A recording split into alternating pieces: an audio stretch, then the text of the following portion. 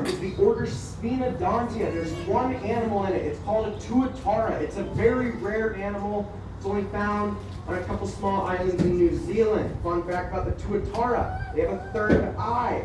It's right on the top of their head. It's called a parietal eye. No one really knows what it does. It doesn't really do anything. So we don't know why they have it. Now, we'll get right into the show. I'll stop yapping. No one wants to hear me anymore.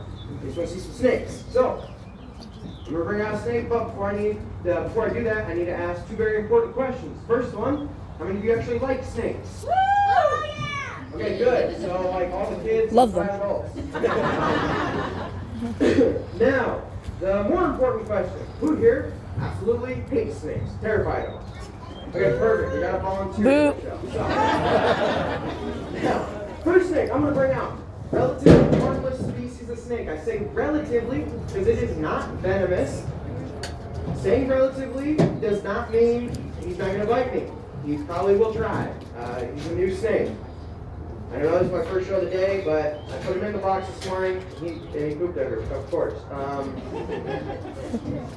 you going to be nice? No. Probably not. So, this is called a yellow-tailed Trebo. As you can tell by that really cool yellow tail he's got. They're found in Central and South America. They're a pretty typical snake down there. Pretty common, I should say. To those unfamiliar with snakes, snakes often appear cold and slimy. He's cold-blooded. That just means he's the same temperature as his surroundings. Not that he's always cold. As to his being slimy, there's really no reason for a snake to be slimy, so they aren't. Some snakes like this Trebo have these smooth, shiny scales at a distance appear slimy. Other snakes actually have large ridges down the center of each one of their scales. Makes them feel more abrasive to the touch. Probably the best way for you guys to find out what a snake actually feels like is to come on up after the show and actually pet one. Yeah, don't worry. I haven't dropped one of these snakes on a guest in a couple days. And again, it's been a week since I've done shows, so who knows? Now, as a joke, never dropped it on anyone. Also, you don't have to pet this snake because this one is mean. Now, you're also going to notice, see what he's doing with his tongue right there? Does everyone know what that is? Smelling! Exactly, it means he wants to kill me. Alright. Almost. Stop coming up. I don't like that. I like No, that. that is, of course, snake's sense of smell. Snakes flick their tongues in out to smell, and then they bring those particles that they pick up on their tongues to the back of Bro, their just mouth let it loose. to a specialized organ called the Jacobson's organ. Jacobson's organ is the snake's sense of smell. It's very good. Now, don't. Dang, this is a I don't like that. bite down. I've been bit by these so many times. I don't want to get bit today. Well, you're gonna have to, sir. What else was I supposed to say? Oh, yeah. So, this snake, please don't, man. Fine. This thing that hurts me so much. Oh, no. Be the branch. This snake is like many snakes in that, in the way he eats. And that's pretty different than almost any other creature. And that is because if he sees something he wants to eat, he's going will to go bite nom, it nom, nom. and try to swallow it. That's it. Yeah. Doesn't matter if it's alive or dead. He doesn't care. He's going to eat it no matter what. Eating something while it's alive is, of course, going to ensure a very fresh meal. However, it does have its drawbacks. The creature being eaten is going to object to being swallowed, possibly violently so. That could hurt. That can also kill the snake. It's a lot safer, much more convenient to just kill. I'm gonna post What you a lot of intend to YouTube videos. Sorry. Kill what you intend to eat before you try to swallow it. You guys didn't see it. I saw it though. He struck at me. He didn't like the door coming at him. It's a lot safer for the snake to just kill what it intends to eat before it tries to swallow it. At least most snakes seem to feel that way. Now, who's ready to see a cute little snake? Me! Me too. Okay. And this is not gonna be cute. I already know that. I know what they mean. Yep, yeah, that is not cute. I know that. I knew it. That is not cute. When I bring this snake out, most people I love it. boa constrictor. However, this is actually a Burmese python. Or a Burmese python. This is very small. Burmese pythons can be about 20 feet long, about 200 pounds. So, that's a small snake. Now, even though a 20-foot long, 200-pound snake is What about very all about large, python? that's not even one of the true we giants get in to the that snake big? world. The true giants in the snake world are going to be the green anaconda, which can grow to 25 feet long. Those snakes can get over 400 pounds. And the reticulated python, which is actually the longest snake in the world. There's been some estimates that the record for the longest reticulated python was like 33 feet long. That's insane. Now, as I was saying, these Burmese pythons, they are not venomous. They use constriction to kill their prey. He's going to strike and bite at whatever he wants to eat in order to grab a hold of it. He's then going to very quickly put coils around that prey animal. That happens very fast. He's only a blur. Then he begins to squeeze. Everyone knows they squeeze very hard. But what a lot of people don't know, it's a misconception, they don't crush their prey to death like you often think. Of course, the prey animal is small enough. That could happen. But what more likely happens most of the I time almost just pressed the flash. is, think about it. This snake is squeezing and just keeps getting tighter and tighter. It's compressing that prey animal's chest cavity to such an extent so quickly, there's no longer any more room for the prey animal's heart to continue beating. The prey animal's heart stops. You imagine what the heart stops, the prey animal rapidly dies after that. Once the prey animal's dead, everything's got to eat, including the snake. But this snake has a couple things missing that would make eating very easy, like arms, hands, and fingers. So, what this snake has to do, what every snake has to do, is they have to eat everything whole. It's not a big deal for a snake. Snakes have several adaptations that help them do so. One of them being their teeth. These snakes, most snakes' teeth do point towards the back of their throat, but these big snakes, a lot of them specifically, are kind of curled or curved like fish hooks. It allows the prey animal to go in easily without coming back out. And snakes don't have a chin. Their bottom two jawbones are not connected to each other. The only limit to how wide a snake can open its mouth is the limit its skin can stretch. As you guys can see, the skin is pretty elastic. It can swallow things several times its own diameter. Now, using constriction is a very efficient means of killing something. However, it has the same drawback that the Crebo has, in that it's a lot of physical contact. It's really prolonged physical contact. Pretty dangerous for the snake. It's a lot safer, much more convenient to use venom. Now, the rest of the snakes I'm going to be showing you today are venomous snakes. So I'm using the snake hook. There's basically three groups of venomous snakes. The first group we'll talk about is known as rear-fanged venomous snakes. We also have the Elapids and the Vipers. We'll bring out a rear-fanged snake right now. This snake I'm going to bring out is known as a mangrove snake. It's also known as a gold-ringed cat snake. He struck at me this morning, so I'm not excited about that. Venomous. Gold-ringed cat snake, also known as a mangrove snake. Now, it's a rear-fanged venomous snake. Rear-fanged snakes do not truly have the ability to inject their venom into their prey, like you often think. That's because their teeth at the back of their throat have these enlarged grooves in it. Don't you even dare. You're grabbing my finger really tight. Yeah, you will. Alright, it's going to be a workout. Usually we have easy mangroves. Not today. Alright, we'll see how well I remember the script while the snake is trying to bite me. Apparently, not that well. Stop coming up the hook. Okay. Their teeth are at the very back. Why are you scared? Teeth are at the very back of their mouth. They have these large grooves in it. That means they have to bite their prey, chew it, work it towards the rear of their mouth where their fangs are actually located, and then just keep holding on to it long enough for their venom to run. You see that? He opened his mouth. Look. They have to wait there. Stop grabbing my finger. They have to wait there long enough for their venom to just run from their glands down through the channels and grooves in their enlarged teeth and into their prey animal's wound. At this point, he's playing with the snake, bro. It's pretty easy to imagine how this system evolved over time when we realized that even the deadliest forms of venom are just a modified form of saliva. Not only does this snake's saliva aid in killing its prey, it also aids in digesting it. So, we think that the snakes, early snakes, developed channels and grooves in their teeth in order to more efficiently allow their saliva to flow into their prey for more efficient digestion. Eventually, their saliva developed all the toxins in it that we now know as venom today. Don't come around. Now, a lot of rear fang snakes will use constriction to kill their prey. It's basically just to hold on to the prey animal. It's basically just to hold on to the prey animal long enough for their venom to get into it. And the vast Now he's just majority gonna of let it snakes loose again. are actually pretty harmless to creatures the size of human beings. So I notice I'm not really too worried about him getting real close striking at me.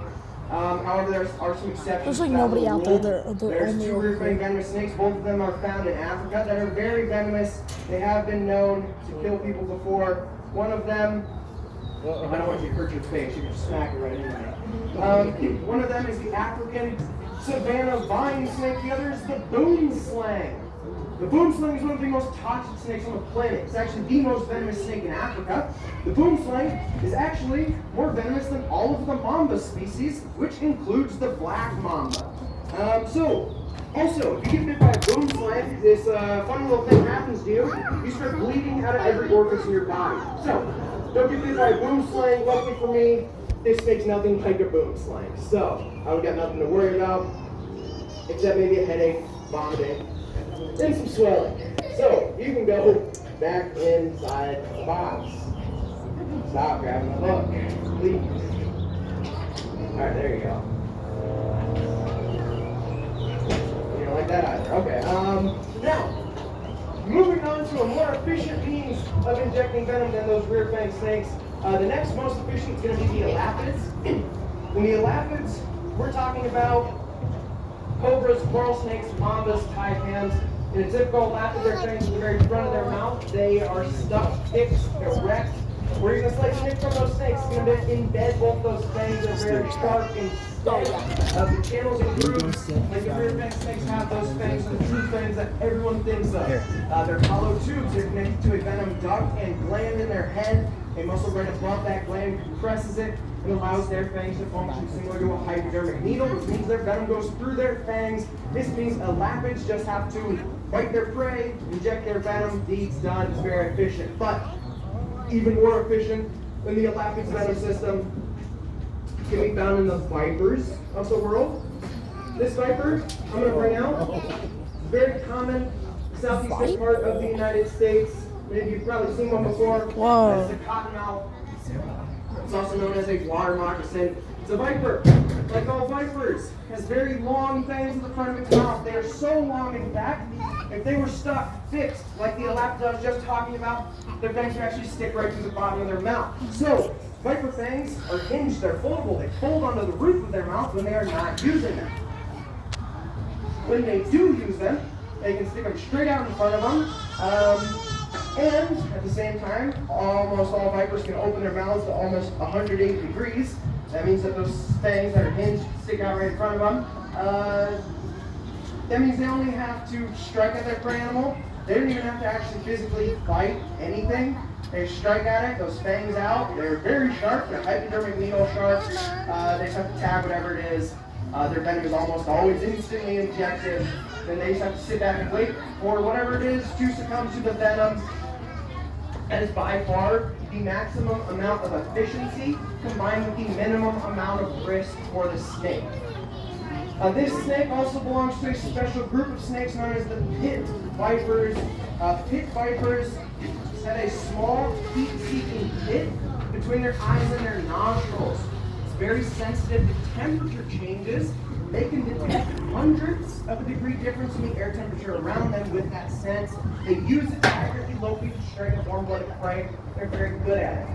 One of the most frequently asked questions we get asked. The recording's gonna stop soon. It's at 60%. Which snake is the deadliest? To be honest with you guys, I don't really know. I don't know what you're thinking. The snake with the most It's still toxic going. venom is It's the at most 50% deadly. and it's still That going. would be the inland taipan.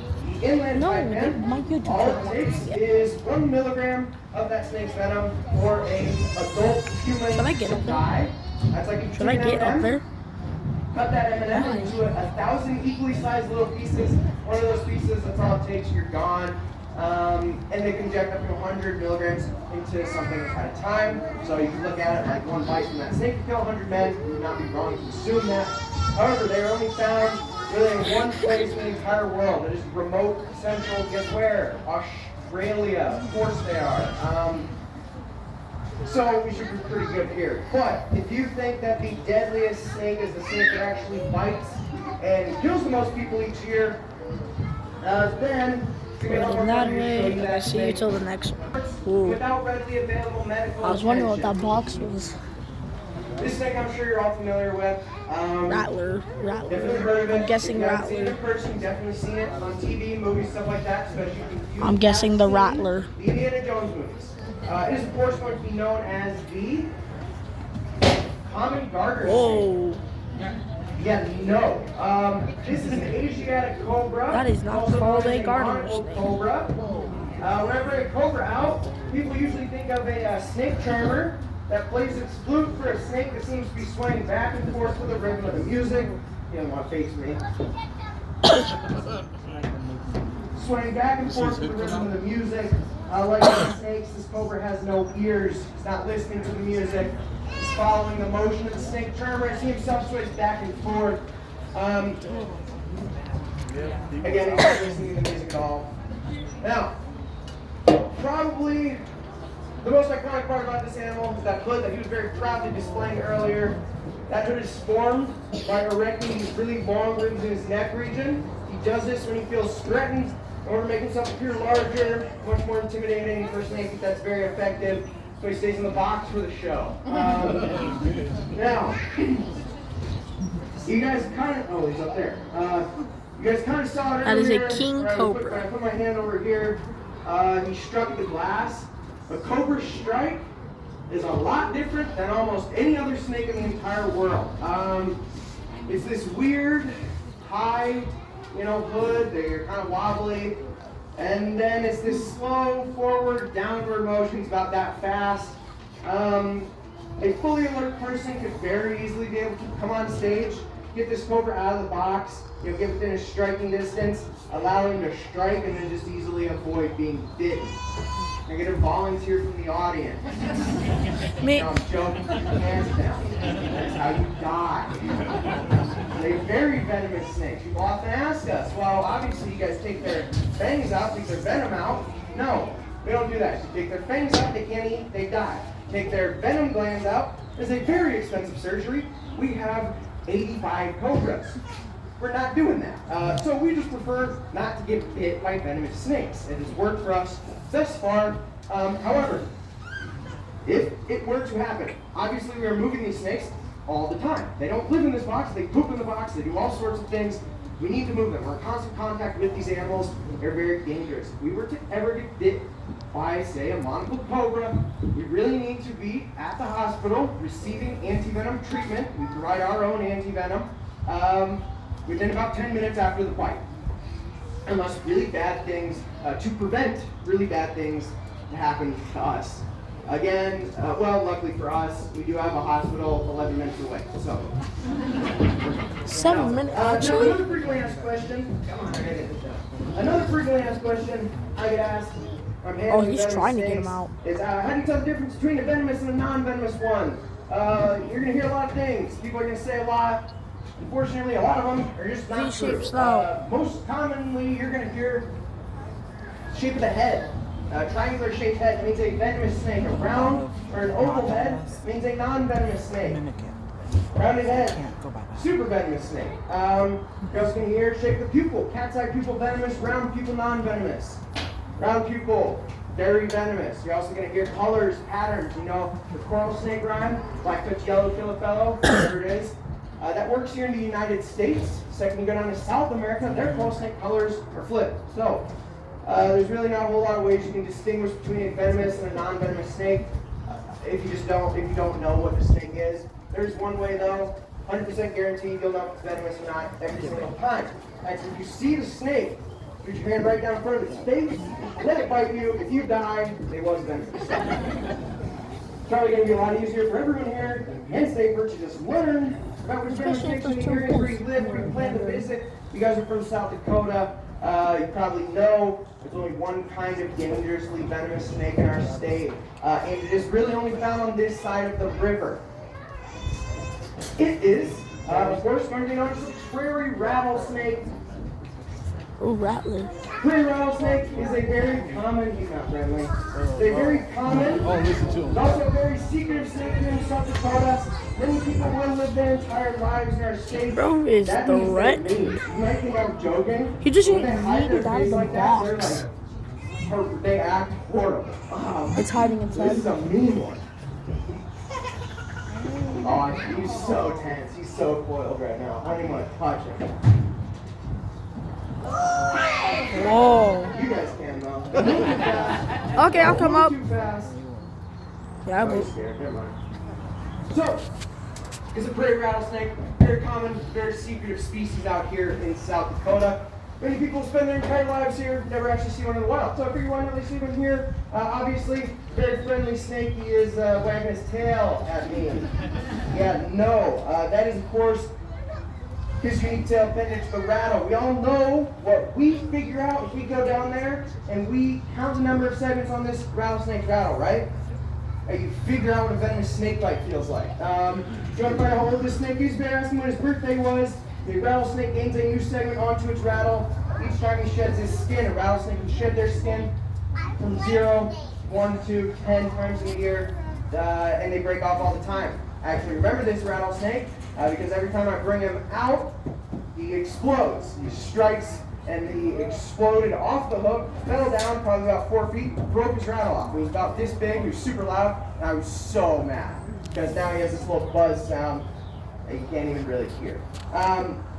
Now, that rattle is just made of the same thing our fingernails are made of, which is keratin. Again, it breaks off all the time. I got one right here. Now, also people think that a rattlesnake is always going to rattle before it strikes. Yeah, that's until it strikes first and rattles later. The two are not dependent upon each other. Many snakes, both venomous, non-venomous, with a rattle, without a rattle, will shake their tail when they feel threatened, not just rattlesnakes. Now, we all know what to do. We're in the wild, and we hear that sound, right? No one. You guys are, yeah, run! That's what people usually say. That isn't really the best thing you should do. That's better than doing absolutely nothing, as everyone seems to suggest. But in some cases, doing absolutely nothing might actually be the right thing to do. The best thing for you to do when you hear that sound is to freeze. The first thing you do when you hear that sound is to run. You might run right into that snake. It's not going to make him very happy. Best thing for you to do, don't move. Movement attracts his attention. Movement can be threatening. He doesn't want to be stepped on. He's hiding his face right now. He just wants to get away. Best thing for you to do is to freeze. He's hissing at me. Locate the snake. Move in the opposite direction. But say you're one of the select few that wants to try and capture, kill him, poke him, pot him, take him as a pet, whatever. Go for it. Do not blame him for what happens next. Most people are bitten, trying to capture and kill venomous snakes, and by simply leaving them alone. You do not have to touch this animal this far, plenty of distance. You can get all the pictures and videos you want from here without dying for it. Now, what's the strike distance? What's their strike distance? It's usually about half their body length. Yeah. It's not really more. This guy, when you're handling snakes, it's a lot different.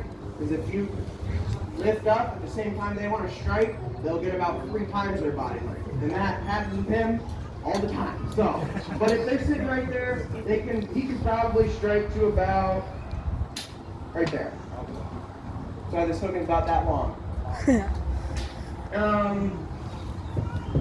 That's for rattlesnakes. There's some snakes that will kind of launch yourself, and unless you're in South America, you don't really got much to worry about that. Help their body length. We're in South Now, America, unfortunately, right? this is the last snake I do bring out for you guys today. But before I go any further, I would like to say a couple things. First of all, if you all learned something and enjoyed, I'm going to bring out the Burmese python I brought out earlier for you all to pet. You do have to pet a snake before you leave Grandpa Burns. It is a rule we have here. I will chase you around. I'll keep this thing going while I pet it. If you guys have any questions, feel free to I come hope- up, ask I me. hope Other than that, that will be Grandpa Burns' snake. Everybody quiet now. I'm gonna go look at it. No, I wanna go look. Oh, look at that thing.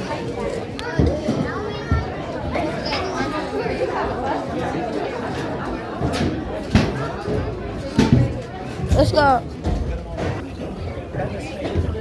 It's going on.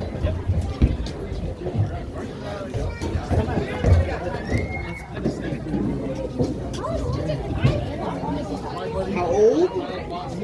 Old? I'll take a picture. What is it? It is?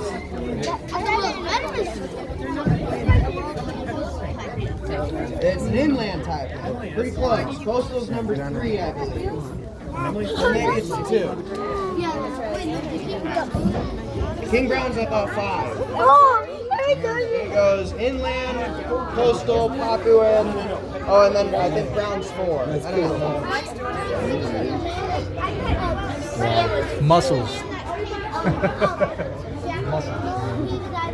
They try to squeeze you. She was scared. Yeah.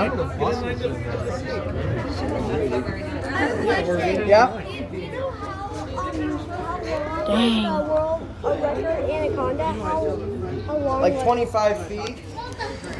That's a big snake.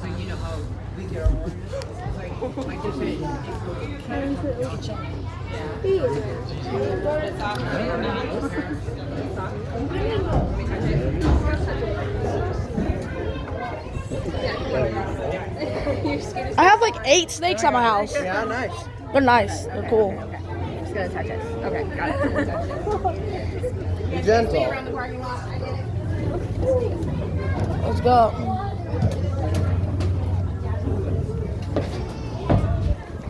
Everybody shut up now. Nothing.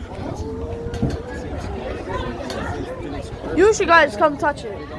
You guys come touch it. You guys. You. You go touch it. You. Go. Go touch it.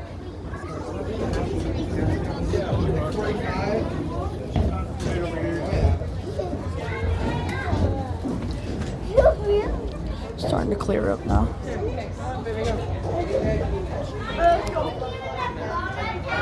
Oh, thick right there.